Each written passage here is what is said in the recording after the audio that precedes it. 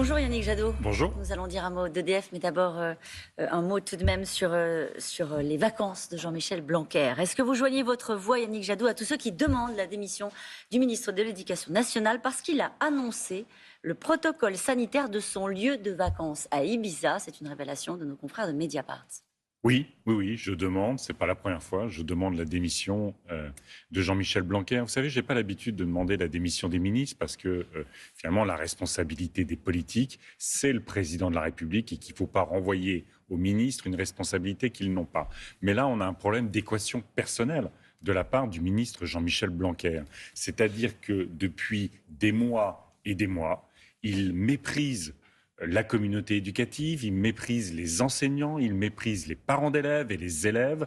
Et le niveau d'impréparation, d'improvisation permanente sur les protocoles sanitaires à l'école remet en cause sa préparation, son sérieux, son professionnalisme. Et donc, quand on constate que finalement, on se souvient, cette interview, il la prépare, on l'en comprend, le samedi, il la finalise le dimanche. Il a les recommandations sanitaires le 31. Et c'est à travers cette interview dans Le Parisien, journal payant, que les enseignants apprennent le protocole sanitaire Yannick Jadot, du lendemain. Yannick Jadot. Vous savez, j'ai rencontré ces derniers jours encore des directeurs pardonnez-moi, je vous et coupe. des directrices S'il d'école avait été en Normandie, s'il avait été en Normandie, est-ce que ça vous aurait moins choqué? Non, ce que je veux, c'est qu'il Le soit... problème, c'est pas Ibiza. Non, le problème, c'est pas Ibiza, c'est le dilettantisme de ce ministre. En quoi c'est un dilettantisme? Pardonnez-moi, arrêtons-nous là-dessus.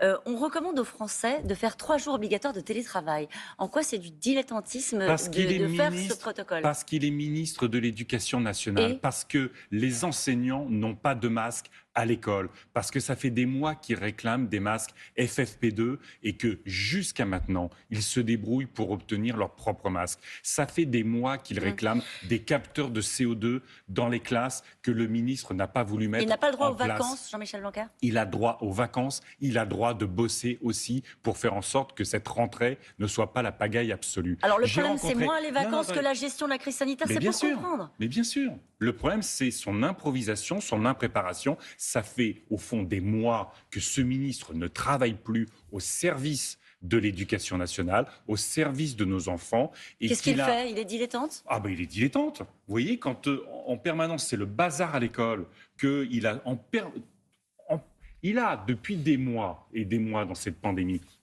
il a contesté que l'école était un lieu de contamination. Il n'a pas mis en place ce qui était indispensable. Et vous poussez les enseignantes et les enseignants. J'ai vu encore des directrices d'école, il y a quelques jours, qui n'avaient jamais fait grève, qui pleuraient sur leurs conditions de travail, de ne pas pouvoir... Sur quoi elles pleuraient? Sur le manque... Alors, sur le fait qu'ils n'ont pas de moyens. Alors, attendez, il va falloir que je vous pose des questions quand même. Les enseignants... Alors, pardon, elles pleuraient sur... C'est important ce que vous dites. Bien sûr. Est-ce qu'il y a un nouveau mouvement de grève qui est annoncé?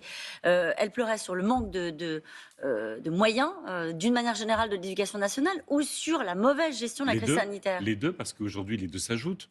On sait que dans notre école, en France, il y a aujourd'hui, les enseignants sont mal payés, ils sont souvent en sous-effectif, dans des conditions de travail très difficiles, et c'est rajouté à cela la pandémie et le mépris du ministre. Donc quand vous êtes épuisé, quand vous bossez tous les jours, que pour une directrice d'école, ça veut dire toute la journée appeler les parents d'élèves pour leur expliquer des protocoles qu'eux-mêmes ne comprennent pas, et bien effectivement, quand le ministre ne fait pas son boulot, il doit partir.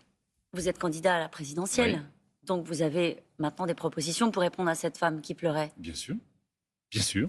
Nous allons substantiellement augmenter les salaires des enseignantes et des enseignants. Vous savez qu'en école primaire, par exemple, ou dans le secondaire, on est au moins à 15% en dessous de la moyenne OCDE. On va remettre des effectifs dans les classes, c'est ce qu'on appelle les enseignants qui sont toujours à disposition. On va travailler sur le bâti, mais surtout, on va travailler sur l'éducation des enfants. Il est temps que le 21e siècle entre à l'école. Numérique, cyberharcèlement, environnement, tous ces sujets-là sont des sujets indispensables de l'épanouissement de nos enfants. Il est temps qu'on revoie aussi effectivement les formats pédagogiques. Vous allez interpeller le président de la République demain au Parlement européen de Strasbourg. Qu'est-ce que vous espérez de cette confrontation? Rapidement. Le fait qu'il ne suffit pas de se proclamer pro-européen pour servir l'Europe. Le président de la République, malheureusement, on l'a vu ces derniers mois, a desservi l'ambition européenne sur le climat. Le climat, c'est notre grand défi. Alors, Le justement, climat, ça doit être au cœur de la campagne présidentielle, ça sera au cœur de ma campagne présidentielle. Vous savez combien le président a fait ces derniers mois alliance avec la Pologne du charbon, la Hongrie du gaz, contre les objectifs climatiques de l'Europe. Ça restera le président de l'inaction climatique. vous avez raison, l'objectif d'atteindre une baisse d'au moins 55% d'ici à 2030 et la neutralité carbone d'ici à 2050 est un enjeu majeur pour l'ensemble des Européens. Pascal Canfin, que vous connaissez bien, qui est député européen, une voix de l'écologie, il estime que les Verts sont les plus mal placés pour faire avancer les sujets. Et il vous cible, vous, personnellement. Il dit, ça fait 15 ans qu'il est au Parlement européen. Donnez-moi un sujet qu'il a fait avancer. Alors, donnez-lui un sujet. On a gagné sur la pêche électrique, on se bat sur le climat. Vous savez, là, il y a une élection au Parlement européen, de la présidence du Parlement européen. Pascal Canfin va voter pour une femme qui s'oppose au droit à l'avortement. Ça dit tout. Mais il dit qu'au fond, pour faire bouger les sujets, il faut droite et gauche. Au fond, en fait, ce que pense Pascal Canfin, c'est que pour faire bouger sur les questions sur l'écologie, il ne faut pas en faire. Eh bien, nous, on démontre à chaque fois que s'il n'y a pas les écologistes, sur le climat, sur la biodiversité, sur les pesticides, sur l'alimentation de nos enfants, sur les commerces de proximité, si on n'y est pas, ça n'avance pas. Il a l'air de dire que vous êtes des lanceurs d'alerte, mais que pour faire vraiment bouger les lignes, il faut droite et gauche pour faire avancer les choses au niveau européen. Vous lui avez répondu. Le coût de la transition... Vous savez, il sert un président de la République qui a été condamné 2 fois par la justice pour inaction climatique.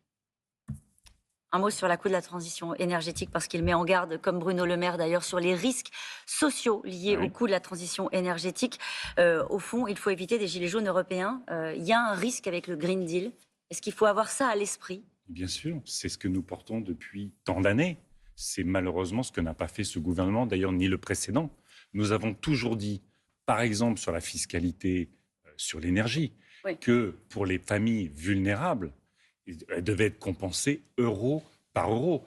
Là, on a un enjeu qui est majeur, qui est d'ailleurs un enjeu européen.